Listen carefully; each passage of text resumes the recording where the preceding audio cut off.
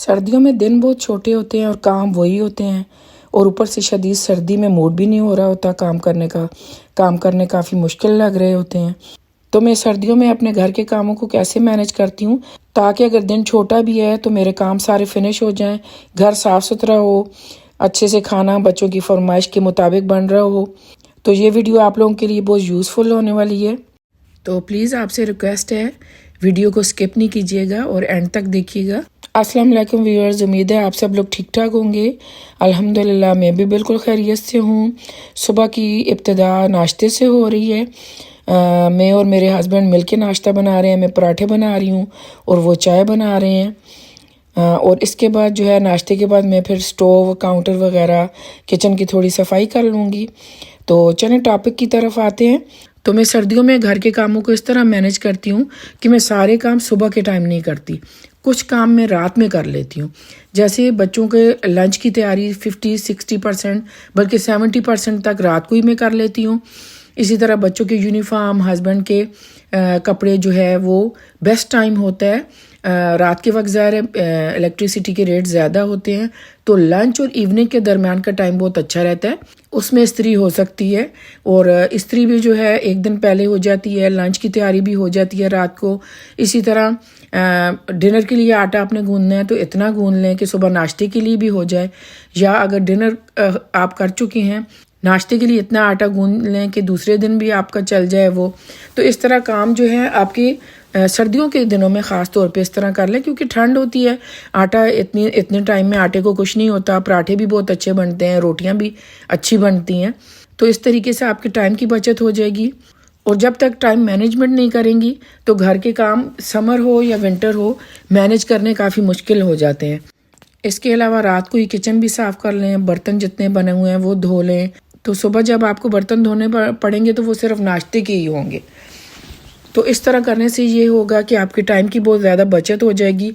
आप दो टाइम में मॉर्निंग में और नाइट में थोड़े से काम अपने डिस्ट्रीब्यूट कर लें।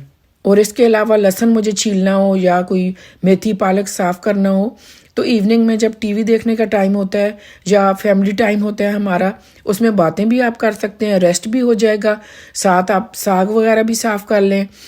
इसी तरह हरी मिर्चें हैं उन्हें स्टोर करना है, उनकी डंडियाँ वगैरह तोड़ लें, लहसुन छील लें तो आपके टाइम की काफ़ी बचत होगी। एक तरफ तो आप एंटरटेन भी हो रही होंगी, फैमिली के साथ टाइम भी स्पेंड कर रही हैं और आपके साथ काम भी हो रहे हैं। ये लहसुन, अदरक, टमाटर का पेस्ट, ये सारी चीज़ें काफ़ी टाइम कंज्यूमिंग होती हैं और अगर इसकी पहले से प्रिपरेशन की हो तो हांडी 2 मिनट में आपकी तैयार हो जाती है। सब्जियां काटने में थोड़ा टाइम लगेगा, पकने में कुछ भी टाइम नहीं लगेगा। आधे पौने घंटे में वेजिटेबल तैयार हो जाती हैं और गोश्त 1.5-2 घंटे लग जाते हैं। लेकिन अगर आपकी प्रिपरेशन की होगी तो बस कुकिंग में ही टाइम लगेगा। उस दौरान आप बर्तन धो सकती हैं, कोई ड्रार साफ़ कर सकती हैं, कैबिनेट साफ़ कर सकती हैं और साथ साथ आप कैबिनेट और ड्रार साफ़ करती रहेंगी तो डीप क्लीनिंग की भी आपको ज़रूरत नहीं पड़ेगी। तो ये मैं बता दूं कि मैं पकोड़े मैंने बनाने थे। बच्चों की फरमाइश थी कि इवनिंग में हमें पकोड़े बना के दें और जब वो ऐसी कोई चीज़ खाते हैं फिर वो उन्हें खाने की ज़रूरत नहीं होती। रमज़ान में भी ज़्यादा अफ्तारी बच्चे करते हैं, खाना वाना कम ही खाया जाता है। अगर खाना खाएं भी तो मैं और मेरे हस्बैंड थोड़ा बहुत खा लेते हैं, वो भी सहरी में अगर खा सकें तो खाते हैं। बच्चों ने फरमाइश की थी कि आलू वाले पकोड़े भी बनाएं, वेजिटेबल के भी बनाएं और मिर्चों के भी बनाएं। तो वो सारा मैंने पहले दोनों बोल्स लेके एक में जो है मैंने आलू वाले पकोड़ों के लिए और मिर्चों वाले के लिए बेसन भिगो दिया और दूसरे में मैंने वेजिटेबल वाले पकोड़े बनाने के लिए बेसन भिगो दिया था। बेसन जितने ज़्यादा देर भीगा रहे पकोड़े अच्छे बनते हैं। तो फिर मैंने क्या किया कि आलू भी मैंने पतले पतले लंबे लंबे काट लिए। मैंने स्पेशली जाके बड़े वाले आलू लाई थी क्योंकि मुझे आलू वाले पकोड़े थोड़े बड़े बड़े अच्छे लगते हैं। तो बाकी जो है जो रेगुलर ड्राई इंग्रेडिएंट होते हैं पकोड़े में डलते हैं वो सारे स्पाइसेस मैंने डाल दिए और वेजिटेबल जो हरी प्याज तो ख़त्म थी और याद भी नहीं लानी, तो मैंने रेगुलर प्याज और हरा धनिया, सूखा धनिया उसे हाथ पे मसल के, कुटी लाल मिर्च और पिसी हुई लाल मिर्च, हरी मिर्चें, हरा धनिया, ये सारी चीज़ें डाल के सम टाइम मैं पालक भी काट के डालती हूँ, कभी कभी छोटे छोटे आलू भी काट देती हूँ बीच में, लेकिन आज मैंने ये इसी तरह बनाए थे। तो इस तरह मैंने बेसन, मिर्चें और आलू लंबे लंबे काट के वो प्रिपेयर कर दी। अब मैं बेफिक्र थी खाने से, क्योंकि खाना और तो कोई बनाना नहीं था और एक दिन पहले के चिकन और राइस भी थे मेरे पास। तो मैंने सोचा कि अगर किसी ने खाने हुए तो वो भी हैं। तो जब मेरी ज़्यादा कुकिंग ना हो तो मैं किचन के बहुत सारे काम कर लेती हूँ, घर के कर लेती हूँ।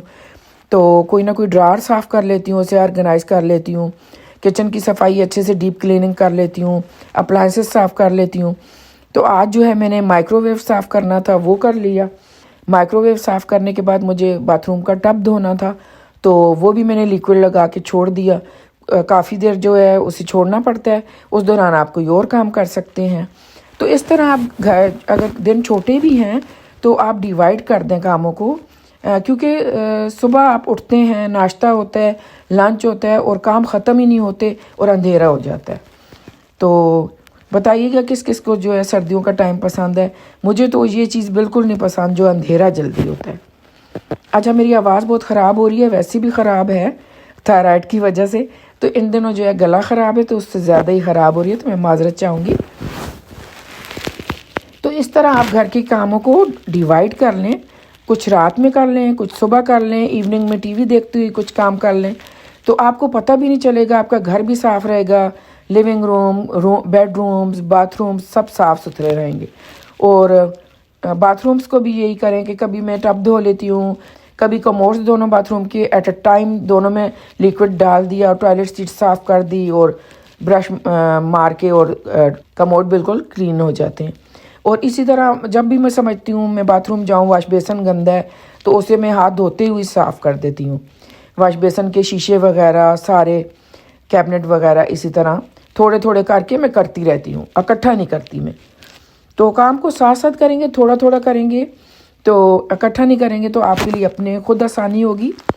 और घर जब साफ़ सुथरा होता है, काम किए होते हैं, तो एक ख़ास किस्म का सुकून होता है, खुशी होती है, और फिर मज़ीद जो है ज़्यादा से ज़्यादा काम करने की हिम्मत होती है, क्योंकि एक सेटिस्फेक्शन होती है कि हमारे जो ज़रूरी काम हैं वो किए हुए हैं। और ये याद रखें कि समर है या विंटर है, खाने का अरेंजमेंट नाश्ते के फ़ौरन बाद करें, या अगर अर्ली उठ गई हैं तो नाश्ते से भी पहले कर लें। तो और आप ये कर सकती हैं, जो इस्त्री है, इस्त्री वाले कपड़े हैं, वो फ्राइडे, सैटरडे, संडे में से कोई एक दिन सेलेक्ट कर लें। ज़्यादा से ज़्यादा कपड़े धोने के बाद उस वक्त इस्त्री कर लें। और जब कपड़े ड्राई हो जाएं तो उन्हें ढेर लगा के इकट्ठा किसी जगह ना रखें, उन्हें फैला के खोल के किसी बेड पे डाल दें, किसी टेबल पे डाल दें, तो इस्त्री ज़्यादा नहीं करनी पड़ेगी। यहाँ पे जी मैंने 3 तरह के पकोड़े फ्राई कर लिए थे। टब भी मैंने वॉश कर लिया था, लेकिन दिखाना भूल गई थी, तो मैंने कहा ये भी शेयर कर दूँ। तो चलें फिर मैं वीडियो को एंड करती हूँ। वीडियो देखने का बहुत शुक्रिया। अपना ख्याल रखिएगा और कमेंट करना ना भूलिएगा, और चैनल को सब्सक्राइब, लाइक और शेयर कर दीजिए। अल्लाह हाफिज़।